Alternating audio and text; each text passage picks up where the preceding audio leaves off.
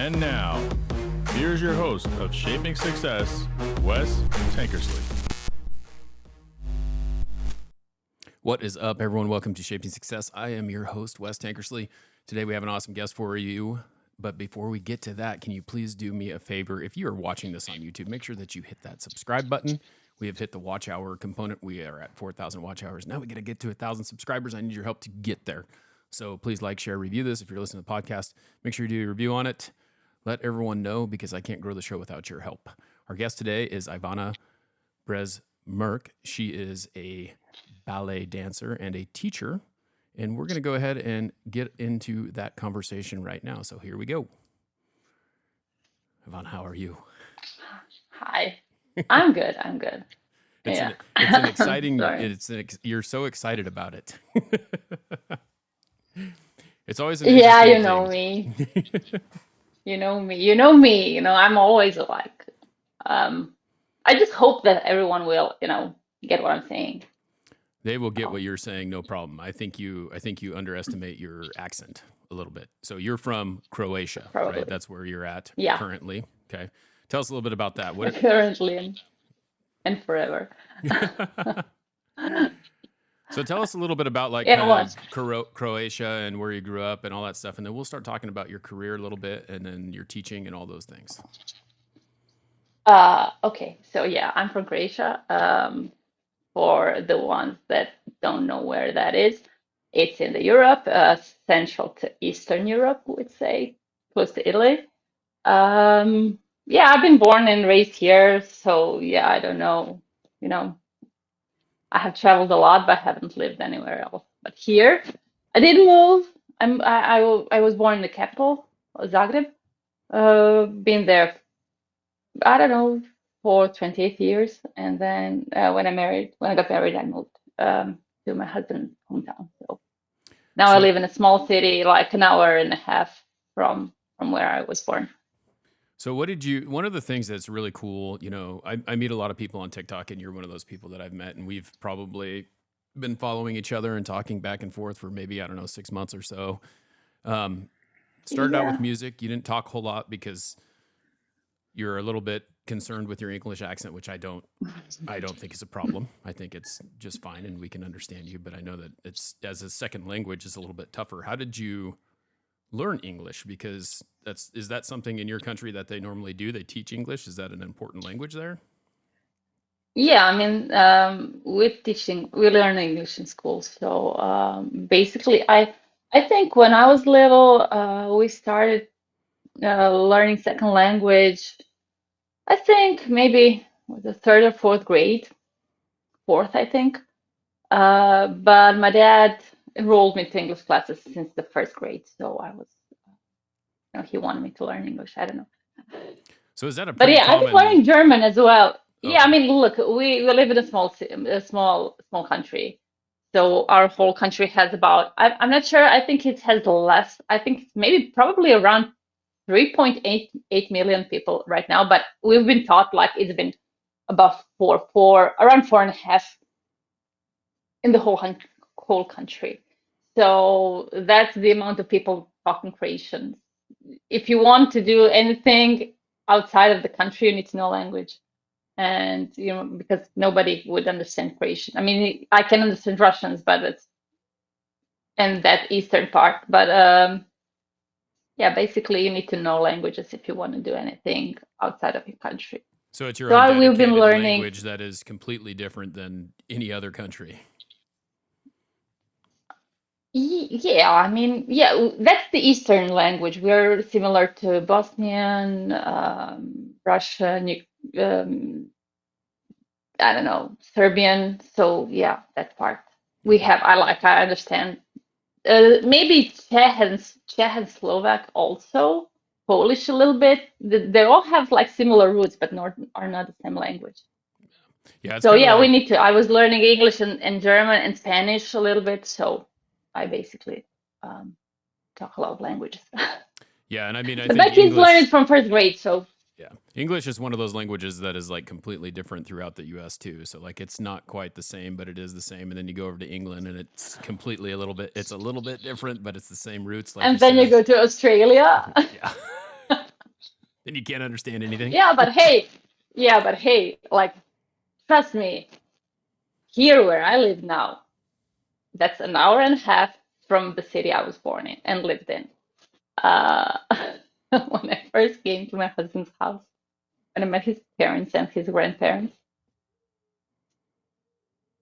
I was like, what the hell are these people asking me? I had no idea. I didn't understand that. It's like a completely different language. I was like, okay, because we have like, as in the US, each part of the country has its own, basically their own version of language Right. that is completely different. So yeah, that's the same I think everywhere. Yeah, I think it's just like a different dialect that happens when you get like you get more south, you get more west, you get Yeah. just a different English in general. Yeah, but here, we have like both English and American English in the ear, as they say, because we don't sub, is it the right word? Like TVs in English. We have like the subtitles, but the sound is the same. Okay. So even from little age, you're like watching movies in English. So it's in your ear. You know how you should pronounce things, and you know the words, the sentences, how they should be said. So basically, I learned by the ear. I said sometimes I wrote something and I was like, no, it doesn't. It shouldn't be written this way. Yeah. It should be written differently.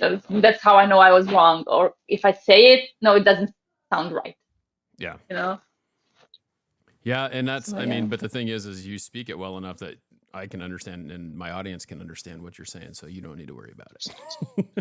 Yeah, I have a thing for languages, so but I've been talking a lot for the last 3 years, I think. I have been like I've always been good in English, but I haven't had many chances to talk. Hmm. And once somebody comes, like a friend from abroad or something, and we meet for a couple of days, and the first day is always like, I don't know anything, any words, like just I keep missing words. And then like when you're a couple of days into conversations, then you're like just like talking fluently. So now I read a lot in English. I write a lot in English. I talk to people a lot in English. So basically, I'm just like switching Croatian English all day through. How do you teach? So you're a teacher. How do you teach your classes? Do you teach them in Croatian and English, or is it one or the No, no, Croatian, and I barely understand that. other? But it was interesting. We were taking our kids yesterday to the theater, to the National Theater, and since there's a lot of foreign dancers there, the some of the rehearsals were actually led in English. So I was like looking at them and thinking, do they understand this? I was like, yeah, they probably did, but whatever. Well, and Yeah, I mean, everything is Croatian. yeah, and you're a dance instructor, so I'm assuming that a lot of times you are showing them movements while you're talking about it, right? At the same time, it's you're showing them how to do it, speaking in English, but doing the hand movements, and so it probably here I am doing my whatever I think of ballet dancers, right? Put my arms up. Something like that. Yeah.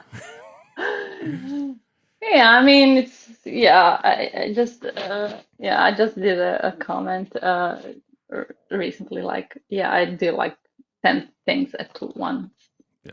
when I'm in my class because you have to be sure that they're right on time and that they're doing the right things and you have to give the corrections. So I'm like, Yep. I don't stop. So you were a ballet. Let's talk about this. So you were a what do they call it? What's the correct term? You were like a Ballet classically dancer, trained ballet dancer. Yep. a professional ballet dancer, I would say. Professional. So professional means you got paid to do it. So most people Yeah. don't. Yeah. So how long did that last, and how did you get started in that? I don't know. I've been in ballet since I was a little girl. My parents, I think they enrolled me in some kind of local dance class or something. And I cannot remember that. I think I was 4, but my dad told me about it, like the woman that was doing those The classes that she said to my parents, like she's talented, she has the body for ballet. You should like enroll her to a ballet school. So it's different here than it's in the States because in the States you have like little dance studios Mhm. basically, and up until college you don't have. I don't know how I would call it, like professional professional dance education. Uh-huh. But here you have like state dance schools, either for contemporary ballet or for ballet. Basically, that's the second school for the kids, and so you go there, you get the grades, you get diplomas for every year. You have it 8 years or 10, depends. So you have to finish all that. It's by cla- the classes from first to eighth. So yeah, So just like a essentially, proper school. You have subjects, you right. have like grades, you So have all your I stuff don't is know. just related kind of like to ballet basically, but it's a dance school, but it does all the other stuff like your reading, your writing, your math, all that stuff is Mm-mm, no? mm-mm. No, that's what I said. Like you Oh, have okay. two schools. Sorry. You have like elementary school. That's your normal school. You have to go there. You go there where you have Croatian languages, history, math, whatever. You Yeah. have that. And this is the second school, the school you chose to do, like a music school, but that's also dance school. So you do just the same, but with dance. So you have like in the morning, my kids go to normal school. They're in school from 7:30 to I don't know 1, and then they have ballet school from 3 to I don't know, depends, 5, 6, whatever. They had like classical ballet, character dance, piano lessons, music lessons, historical dance. So they also teach all of that. So so So it's there's more. complicated. So yeah, I'm assuming that there's more I, than just like dance classes over there. So like if you go into the like the afternoon part of their school could be like going to, I don't know. Here I'm thinking like construction. Like there could be someone who's doing construction, right? Is there like a vocational school for no, after, or is it just art stuff? um, art stuff, just music and dance. As Okay. far as I know, music and dance. So you have like if you want to teach how to play piano and be a professional piano player, you have to go through elementary and high music school, just as well as normal school. So it's like from early you choose your career basically. But so yeah, I was there. I enrolled in the ballet school. I was there. I finished elementary dance school. I enrolled in like a general kind of, we call it gymnasium, like a general education high school. Mhm. Because we here in high schools, we also can choose our, so here's where you choose what you want to be in life. So after 8 years of elementary school, you choose if you want to go to university or a college, you go to like a general high school, like I did. So you have like all kinds of subjects there, from math, physics, I don't know, chemistry, biology, languages, philosophy, sociology, politics, religion, whatever.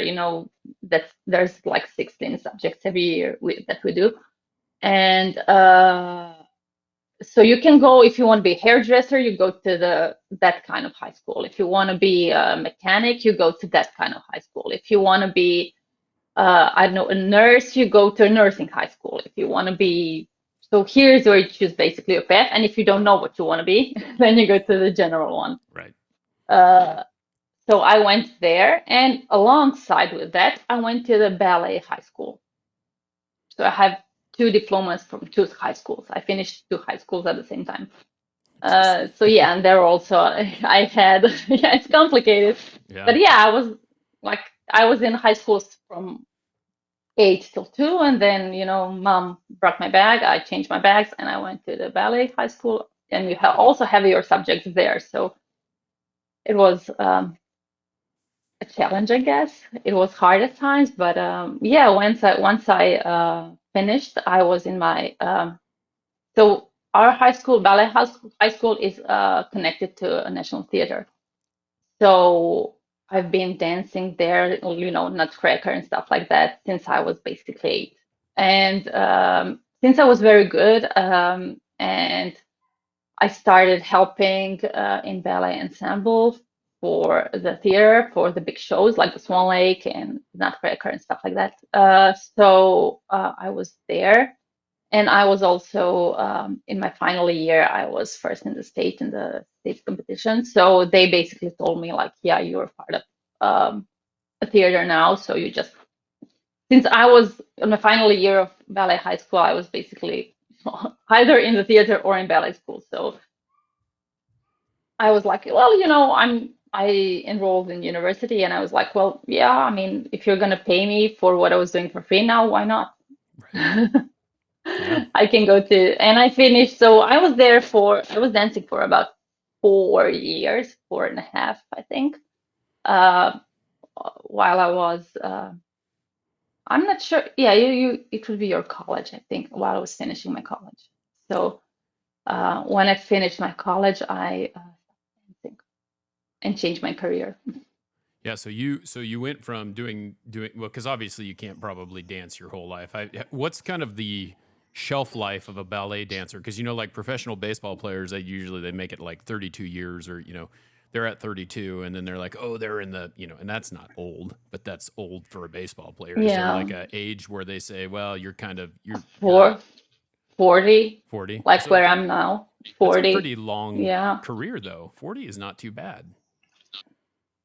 Yeah, but I think that from 35 to onwards, it's not really, I've been just talking to a friend of mine. She's still dancing. She's actually kind of a national, I don't know how I would call it in English, like the best in the state.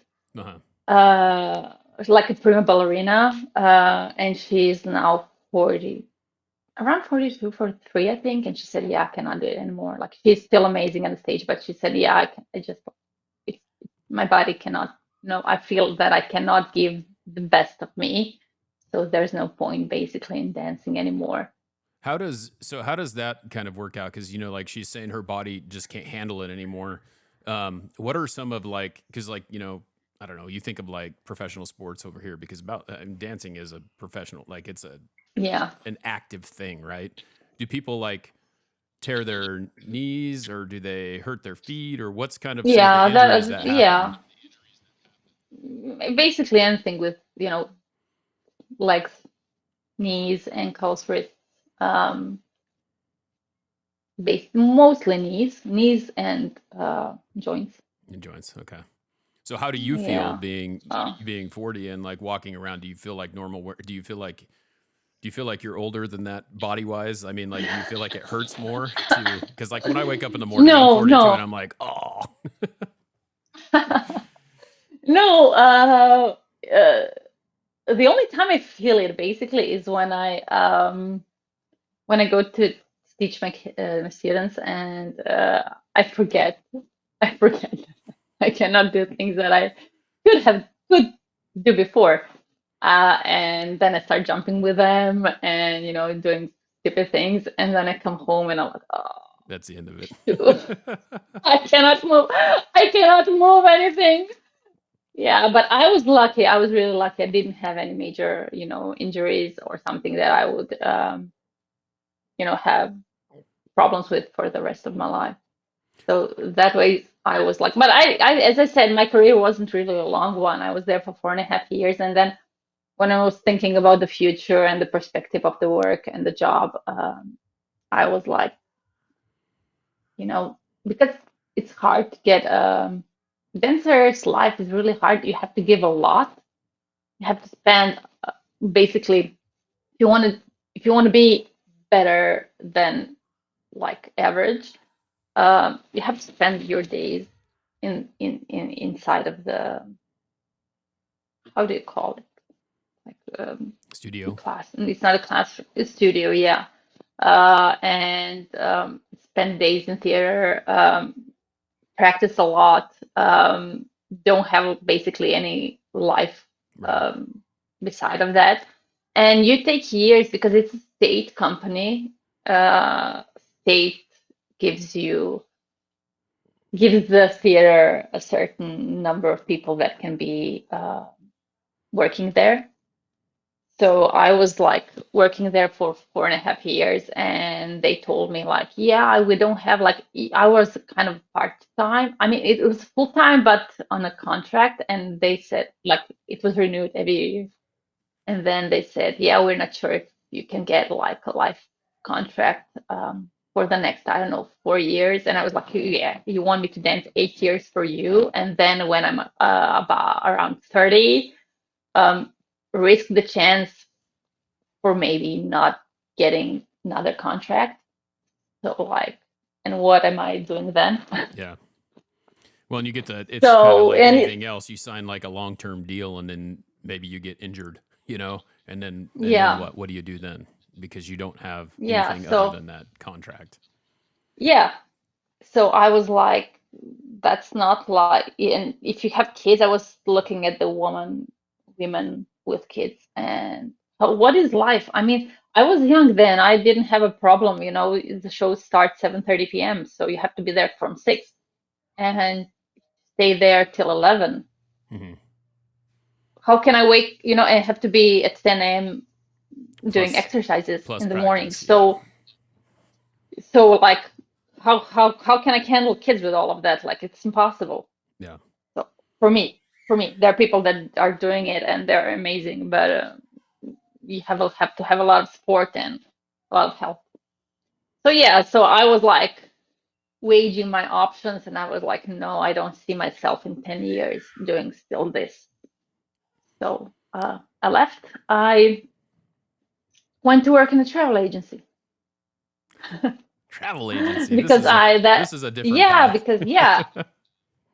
because that was what I studied. I studied basically I wanted to study English and literature, obviously.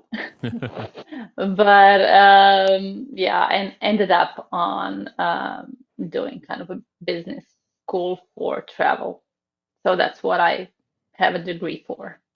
But so that's what you do during. You're a teacher though, right? Like that's what you're. No, yeah, I'm a teacher. That's yeah, yeah. So that's wait, I've done so many works, and I have so many degrees, and I have so many different, you know, uh, life choices. I said I've lived 3 lives. I've basically lived 3 lives. Like I have lived one life as a ballet student and a ballet dancer. I've been like, so I know what like late nights, shows, rehearsals, the euphoria of the show and the performance, and the stage life. What does it feel like? What does it look like? Then I went like completely business. Like I went to work for a big company. I was doing sales. I was traveling a lot. I was doing Later I transferred. I went to work in a PR. I was writing kind of like interviews and travel stories for magazines, for websites, whatever was needed. And that was the point where I met my husband, and I moved here. And a friend of mine told me, there is a ballet school in that city, and they're actively looking for someone to work for them. And I was like, yeah, I'm not going back to ballet again. And she said, well, try it. Nothing will happen if you don't try it. I was like, I will think about it. And because I didn't really, I was like, I don't know if I can do ballet again. Like as a teacher, I didn't see myself, in that role exactly. Yeah. But I did contact the principal of the school, and he said, yeah, if you want to work with us, come. So I did that. I did the state exam for teachers. I did whatever it was they needed, and here I am on my 12th year. 12 years. Dang. I've 12 years working as a ballet teacher. Yeah. I've had a few careers as well, and my teaching career. So my college degrees are in education, and I was a PE teacher for 4 years, and I was like, nope, see ya, I'm done. So more power to you. It might be a little Yeah. different over there than it is here too, but like kids aren't held to a very high standard over here. So you're teaching a kid. I was a PE teacher, but like you're teaching kids that they have to dress down, they have to be active, they have to move, they have to do all these things. They don't want to do it, and then you give them a bad grade, and then the parents come after you because it's your fault, not their fault that they didn't Yeah, I participate in have the a game. lot of that, and that's the like it's it's it's a tough job. Like a lot of people don't even know how much you need to put in to work on a job like this. And you really need to love what you do because it's important.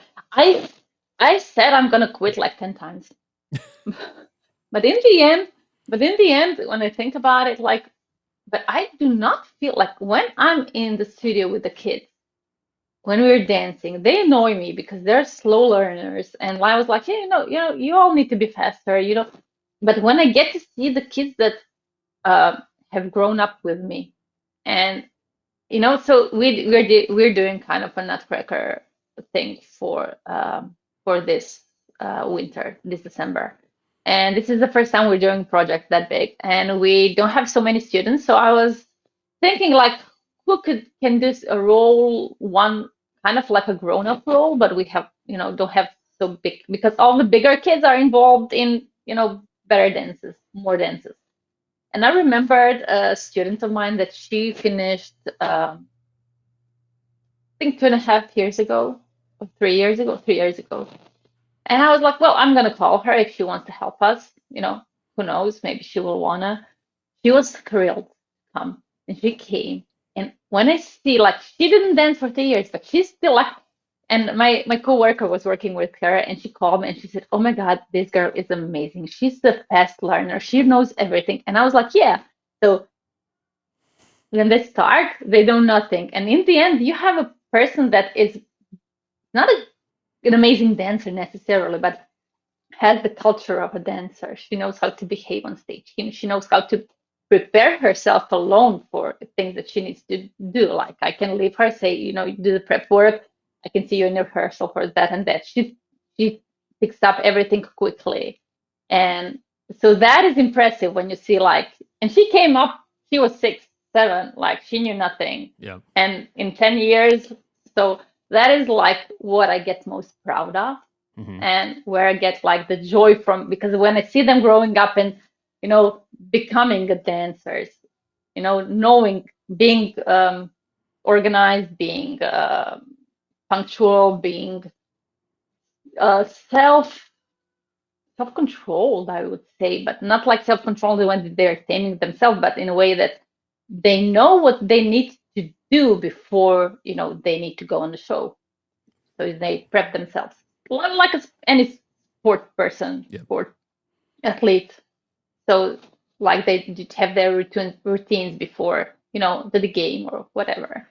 So yeah, I'm enjoying very much being with kids and dancing with them, and with parents not so much, but Yeah. Parents, perks of parents the are the job, I worst. guess. Yeah. I mean, It's, yeah, and I try. I hope you're not that kind of parent. I'm really, really trying not to be that kind of a parent for my kids, coaches and teachers, and I'm trying to be like, you do your work. I will trust you completely. yeah, I'm definitely not that parent. I have a hard time though, because when I see things like we had a situation with my daughter. Actually did a podcast episode about it a couple weeks ago where she was doing an after school program and it was called Girls on the Run. And she's supposed to be, she's supposed to be out there. They run and they have these lessons and things like that. And she was interrupting lessons. Like when the teacher was trying to talk to the rest of the class, she was kind of being a distraction. And I'm like, okay, well, we need to nip that in the bud. We need to fix that. So we have a talk with her, and then still doesn't get fixed. And then the person who ran the whole thing calls and says, hey, this is still going on, and the instructors are having a hard time with it. Well, they're volunteers, one, so they don't have like a formal teaching education, so they don't really know how to handle different kids. And that was kind of my thought. It's like, okay, well, she's a little different. She's very smart, and she wants to be involved in everything. She's one of those kids. Well, you just learn how to redirect that behavior. And so the lady says, I'm going to come to the class and I'm going to try and work with her a little bit and see what's going on. And then that happened, and we didn't hear anything. So we just assume everything's fine. she got it figured out. And then about a month later, we get a call. Either you need to go to the class with her or she needs to be out of the class.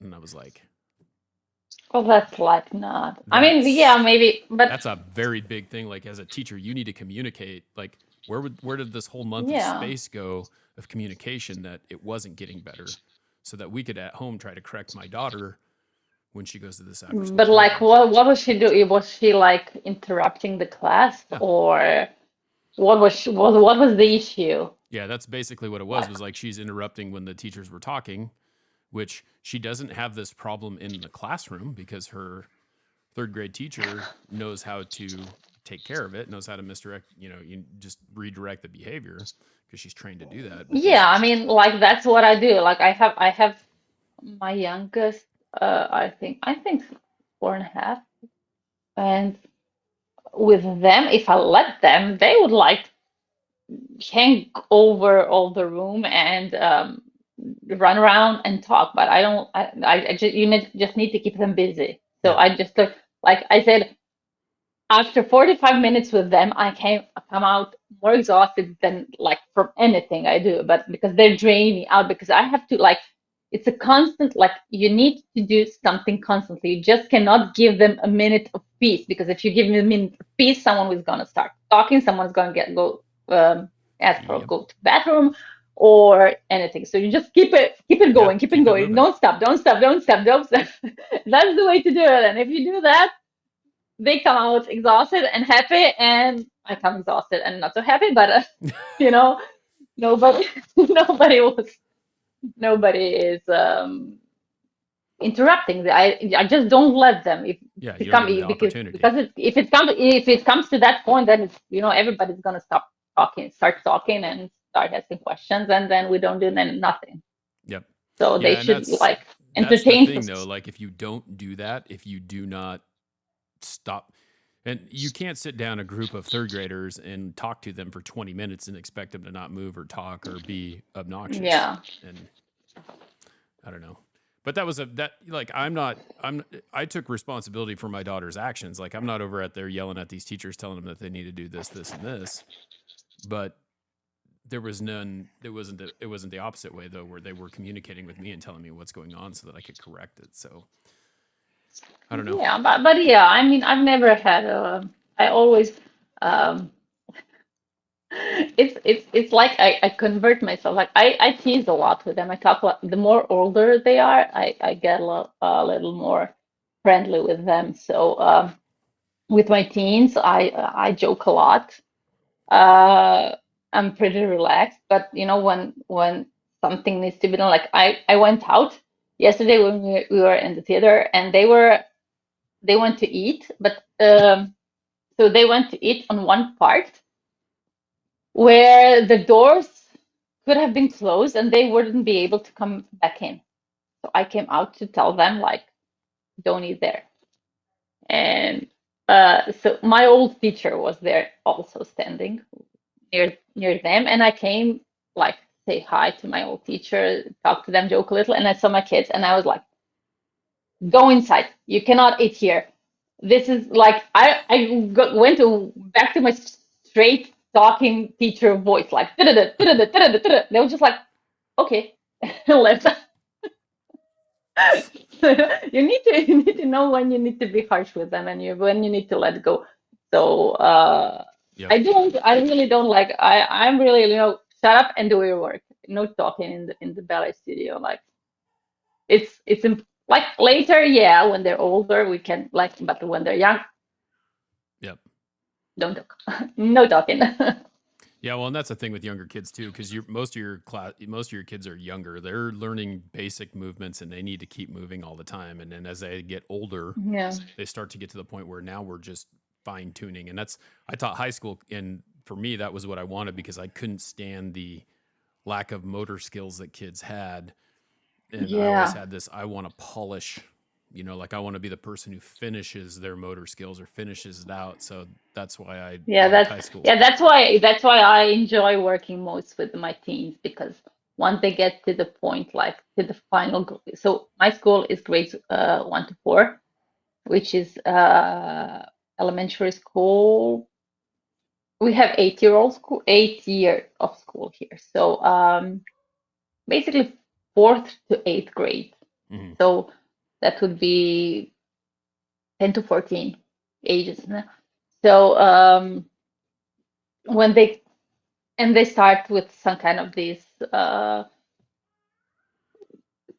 so with those dance classes, but they're not like it's not still school. It's just like regular studio dance classes. So that when they start, it's pretty casual, but I still, prepare them. You cannot come to the ballet studio dressed as you like. You have to be, neat. You have to be, no eye clean. You have to have it like hair tied down. Yep. You cannot be messy. You have to have like everything. They learning that from the beginning. You don't, go out to the bathroom. You don't drink water. You don't eat. I don't know. You don't bring stuff in the classroom. So come in. You do your 45 minutes, and then you go out and do whatever you want to do.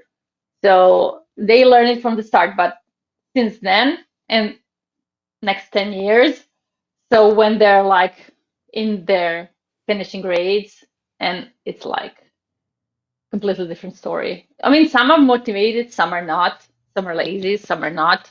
Yeah. But it's a different communication with them, and it's much better. I basically like I don't do parents at all anymore. Like if there's a problem, I call the parents. If there's a meeting they should attend, I call the parents. If there's something they need to buy or something they need to not even bring, that's on the kids. But most of the time, I'm talking with them. I send them messages. You need to do this, bring this, do this. The schedule is this way. That's all on you. So they're like, they can handle them all themselves. Yep. So, and you can like talk to them, and you know that they understand what you're saying. You don't have to like repeat it 15 times. Right. And the steps you don't have to repeat it. You have to have a very, very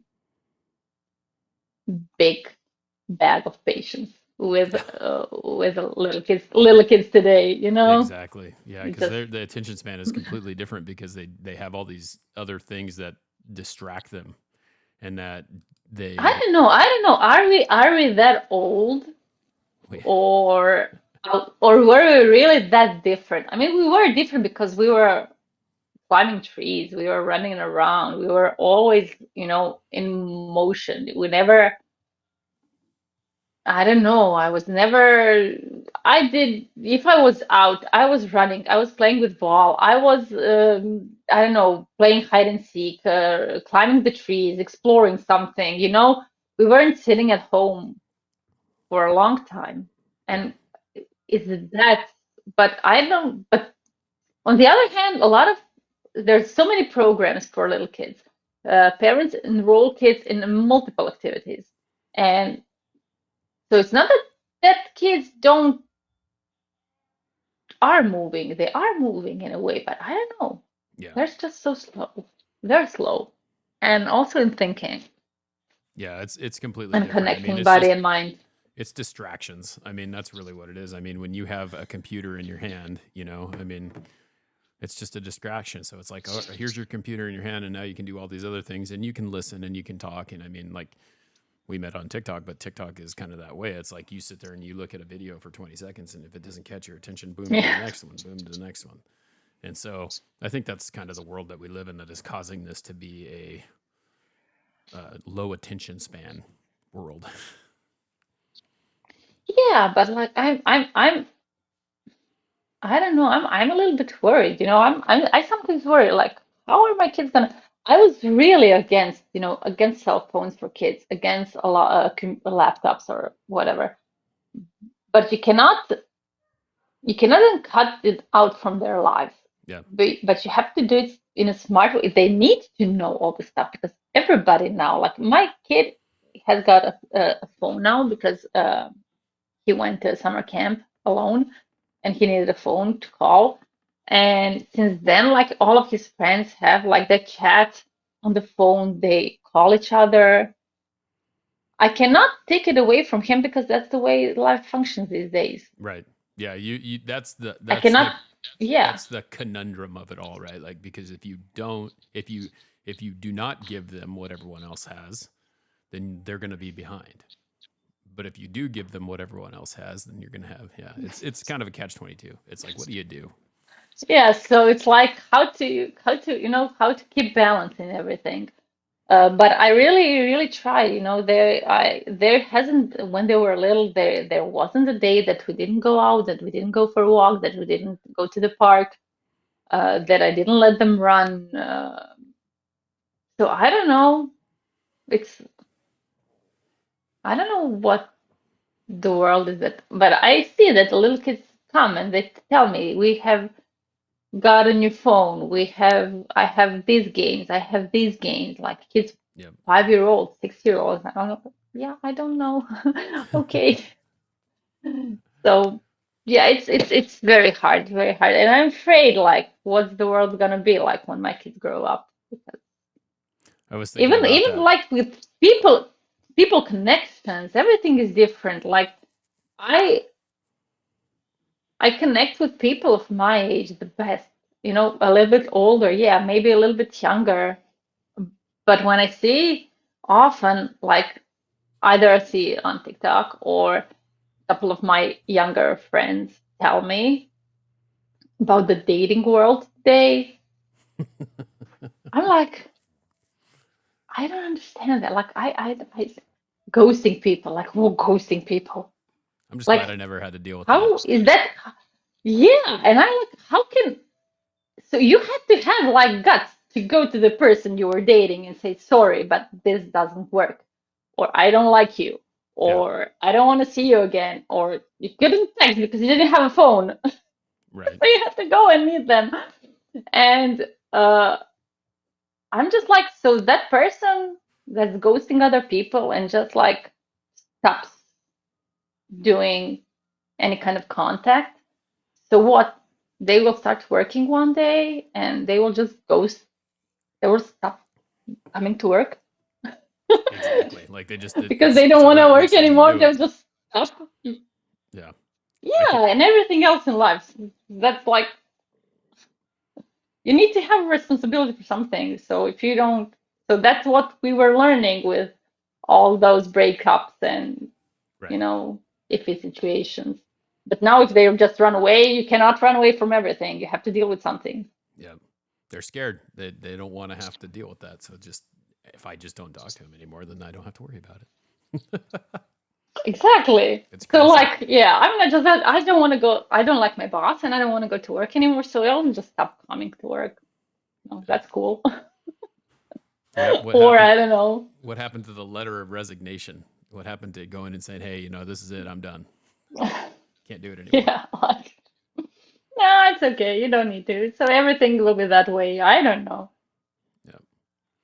Well, I So appreciate everything is you. connected. Yeah, I appreciate you hanging out, and I appreciate you sharing your story with us. I think that it's pretty cool. What are your plans in the future? You plan to teach for a while now, or are you gonna do anything different, or what's you got any other plans?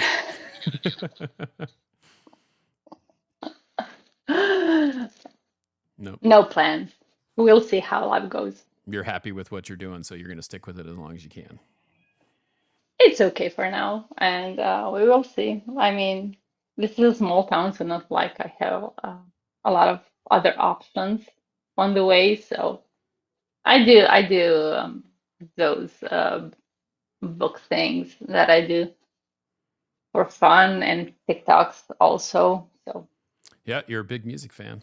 We know that. I'm actually, yeah, I'm a bigger reading fan, but Oh, that's right. this was, You said you have a yeah. reading Instagram, so you do read a lot. I forgot about that. I have it's called a bookstagram, and that's basically what started me. What what was I on social media wise for the last 3 years? And a friend of mine actually convinced me, tried to convince me. It took 6 months to convince me to come to TikTok, and I was like, what will I do there? I don't want to like no. And she was like, go because of the publishers. like trending now. You have to be present there. I was like, whatever, I'm gonna just go and be present there. But when I was on and when I started doing those, so I have a book TikTok account as well, but I don't post. I haven't posted for months there, and because it felt like pressure for me, and it just didn't feel the right way, I think.